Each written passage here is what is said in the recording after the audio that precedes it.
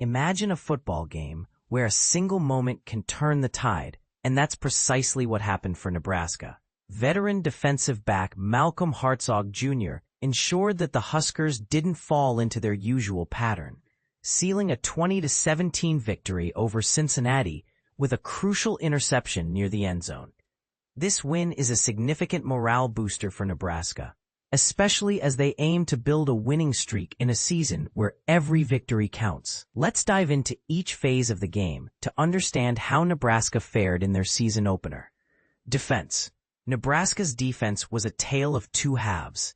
When they were on top, the Bearcats found it nearly impossible to complete passes. The coverage was tight, and quarterback Brendan Sorsby struggled to find open receivers.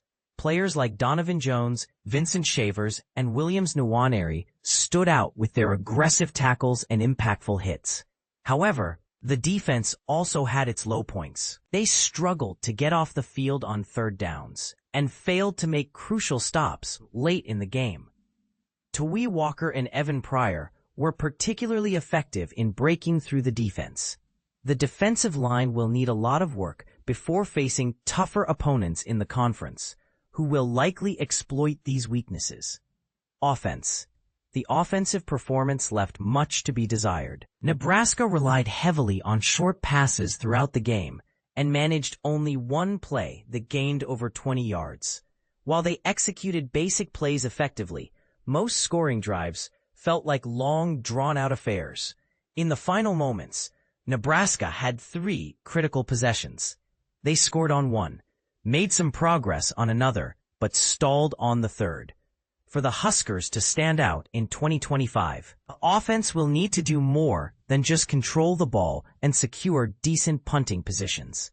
Special teams. This was perhaps the most promising aspect of the game. Freshman punter Archie Wilson, making his debut, delivered exactly what special teams coordinator Mike Eckler expected. Wilson pinned the Bearcats inside the 10-yard line twice and inside the 20-yard line once in his first 4 punts. His first punt, a precise left-footed kick that couldn't be returned, was a stark improvement from last season's struggles. Transfer kicker Kyle Kunanen also shone, nailing a 52-yard field goal for Nebraska's first points and adding another shorter kick before halftime. Despite a few hiccups, such as Nebraska's occasional risky decision to go for returns and a kickoff that went out of bounds, giving Cincinnati excellent field position, the special teams unit showed significant progress. But here's where it gets controversial. Some fans might argue that Nebraska's reliance on short passes and a conservative offensive strategy is a sign of a lack of confidence. Is this approach sustainable, or does it indicate deeper issues within the team? What do you think? Should Nebraska stick to their current game plan, or is it time for a bolder approach? Share your thoughts in the comments.